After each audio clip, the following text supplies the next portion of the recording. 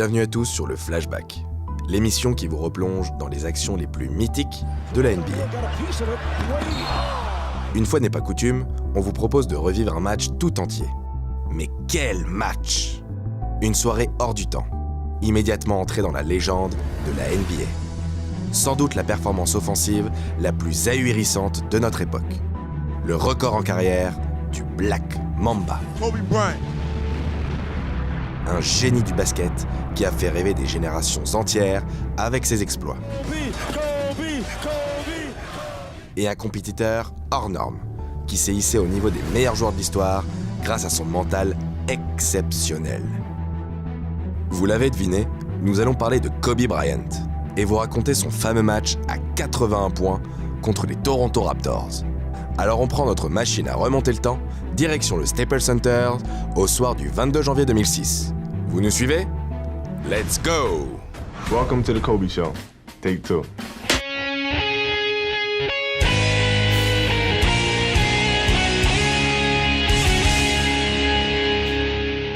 Tout d'abord, parlons des visiteurs. Dire que les Raptors vivent une saison difficile au moment de se présenter sur le parquet californien serait un euphémisme.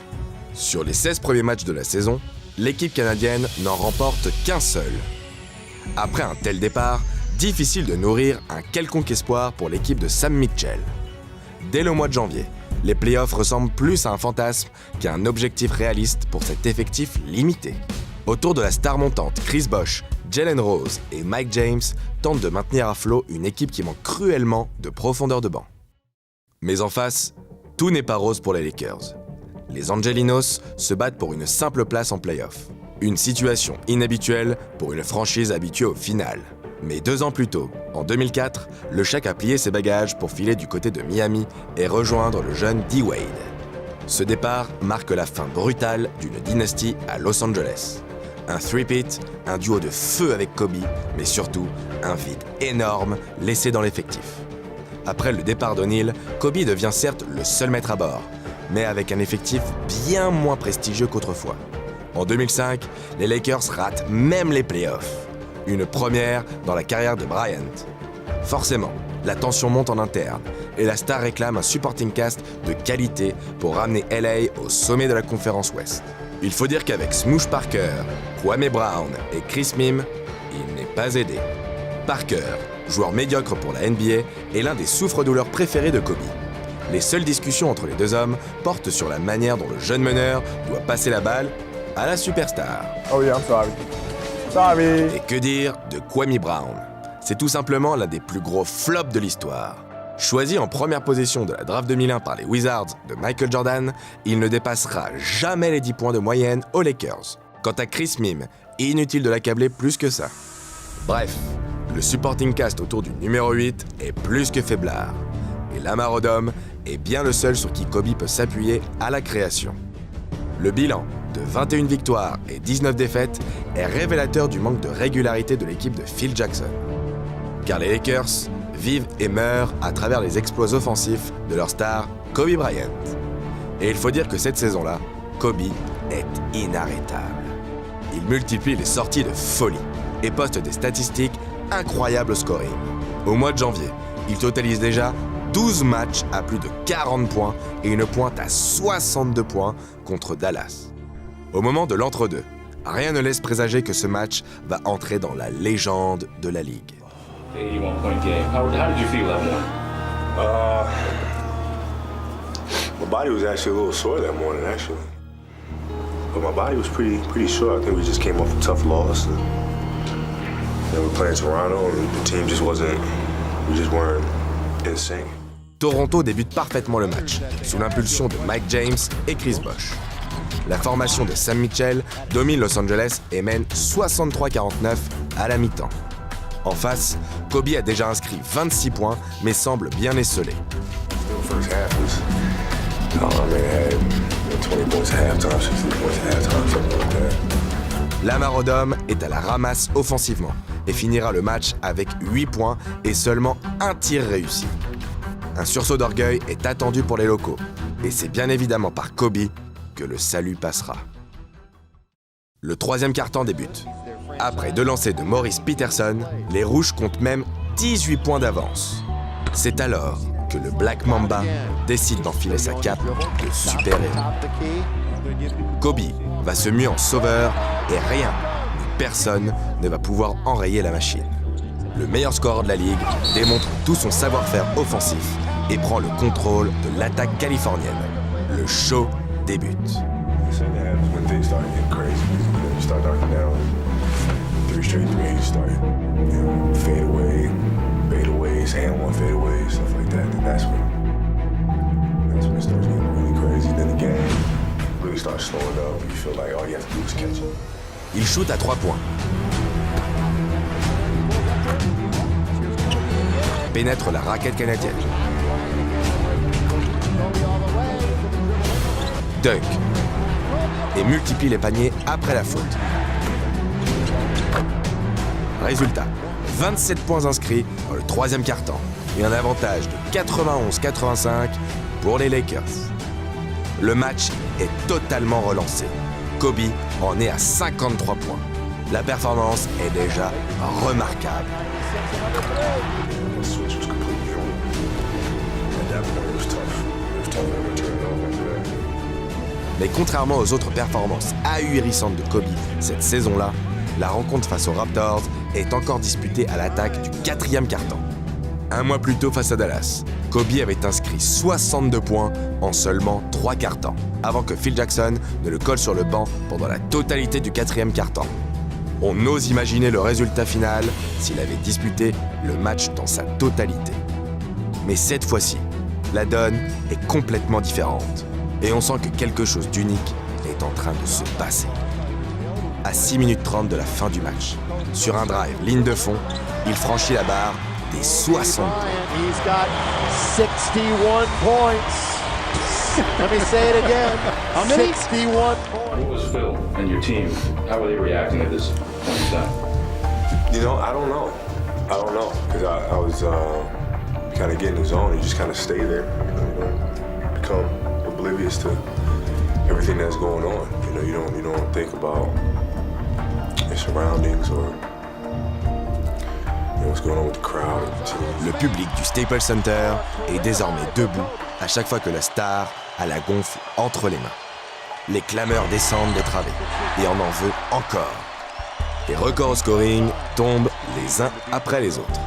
Sur un 3 points, il dépasse son idole Michael Jordan et atteint la barre symbolique de 70 points. Well, there's 70. You hit 70. That had to be a new personal record for you. You never scored 70. Did that feel good, getting 70? Yeah, but like I said, I stayed in the moment. I mean, I felt great. I felt like I was going, as long as I was in the game, I was going to stay focused on the game. Et à 4 minutes 30 de la fin, les Lakers semblent avoir pris un avantage définitif sur une équipe de Toronto désabusée. Le record de points inscrits par un Laker ne va pas tarder à tomber lui aussi. Sur un pull-up jumper à mi-distance, il inscrit ses 71e et 72e points et dépasse Elgin Baylor. La salle est en feu. Kobe marche sur l'eau et les tentatives de prise à deux n'y font rien. Tour à tour, Jalen Rose, Maurice Peterson ou Joey Graham se relayent face à l'ogre. En vain, personne ne parvient à le ralentir, et encore moins à limiter la férocité de celui qui deviendra plus tard le Black Mamba. Mais dans l'hystérie générale, un homme semble extérieur à ce qui est en train de se produire sur le parquet. Phil Jackson. Le Zen Master ne se préoccupe pas des statistiques, et considérant que le match est plié, il s'apprête à sortir son joueur afin de le préserver. Il est sur le point d'opérer le changement lorsque son assistant Brian Shaw lui dit « Phil, je ne pense pas que tu puisses le sortir. » Il en est à 77 points. Incrédule, Jackson va tout de même laisser Brian sur le terrain jusqu'à ce qu'il atteigne la barre symbolique des 80 points. Sur 2 lancers francs, Kobe la dépasse même et atteint enfin les 81 points. And an 81-point game.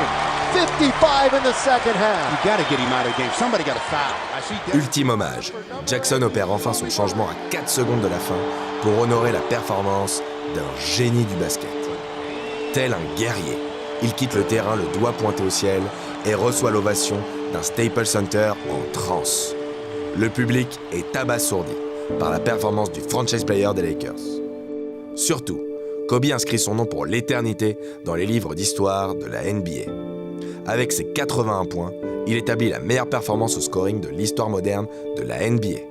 Seul Wilt Chamberlain a fait mieux, avec son fameux match à 100 points en 1962, une autre époque. La rencontre se termine sur une victoire 122-104 des Lakers, mais le score final importe peu. Ce soir-là, pour une poignée de minutes, le basket était un sport individuel. Les acclamations du public n'en finissent pas. Lors de l'interview d'après-match, Kobe déclare « Je n'avais jamais imaginé cela, même dans mes rêves les plus fous. » She told me when I was in high school, I used to play so many games, and steam would be coming off my head after the last game. She'd just be like, "You don't wear yourself out. You're doing too much," and all that sort of stuff. And then the fast 4 years down the road, for her to come to her first professional game that she sees, it was me scoring 81. It really wear myself out. Jalen Rose, qui était ce soir-là le souffre-douleur désigné du Black Mamba, affirme que Kobe ne lui a pas dit un seul mot du match. Pas de trash talking, ni de moquerie. La Mamba mentality est réelle, dira plus tard Lamar Odom, en se remémorant cette performance dantesque. Comme si sa rage, ce soir-là, avait transcendé Kobe pour l'amener jusqu'au panthéon du basket. Et c'est là aussi tout le paradoxe de cette performance. Un moment suspendu dans le temps, une démonstration de basket marquée par l'excellence dans l'exécution, mais aussi par un individualisme certain et assumé. En même temps, comment pouvait-il en être autrement pour Kobe Bryant ?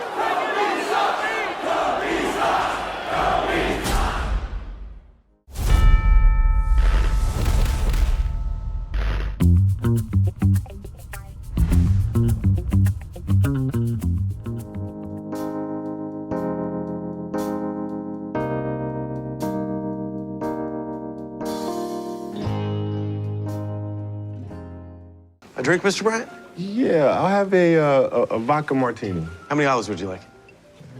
81.